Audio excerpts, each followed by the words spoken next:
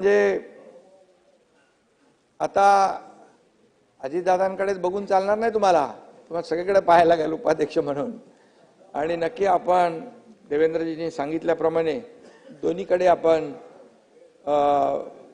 दोन्ही सदस्यांना संधी देण्याचं काम आपण कराल.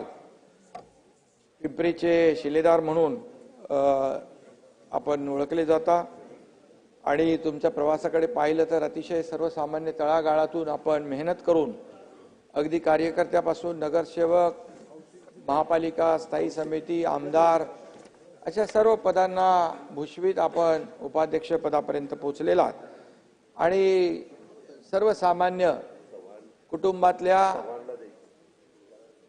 कार्यकर्त्यांना भारतरत्न डॉक्टर बाबासाहेब आंबेडकर यांच्या घटनेमुळे अशा अनेक, मग प्रधानमंत्री असतील, माझं स्वतःचं उदाहरण देवेंद्रजींनी सांगितलंय, तुमचे असे सभागृहात अनेक सदस्य आहेत, ते सर्वसामान्य कुटुंबातून आलेले आहेत आणि सर्वसामान्य कुटुंबातून जनतेच्या कामावर, जनतेच्या विश्वासावर अनेक मोठमोठी पदं या ठिकाणी भूषवणारे लोक आहेत. आणि म्हणून सर्वसामान्य कुटुंबातून आल्यानंतर, संधी मिळाल्यानंतर मला देखील आनंद झालेला आहे आणि विशेष आनंद आपल्या सभागृहाला देखील तुमच्याबद्दल झालेला आहे.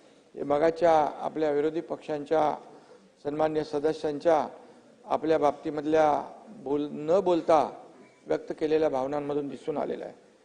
खरं म्हणजे विधान परिषदेचे उपसभापती पद शिवसेनेकडे आहे, विधानसभेचे उपाध्यक्ष राष्ट्रवादीकडे आहे आणि त्यामुळे शिवसेना, भाजपा, राष्ट्रवादी हे जे काही महायुतीचं सरकार आहे, या महायुतीच्या सरकारमध्ये सगळ्यांना समान न्याय देण्याचं काम या ठिकाणी होतंय.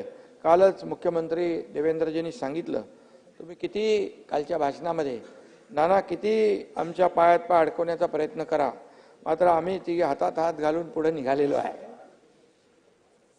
आणि किती काड्या केल्या तरी सुद्धा आम्ही बांबूच्या शेतीला प्रोत्साहन दिलेलं आहे.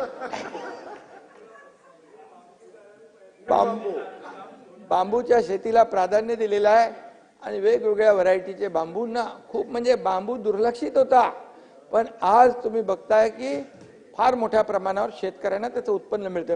गमतीमध्ये घेऊ नका जयंतराव,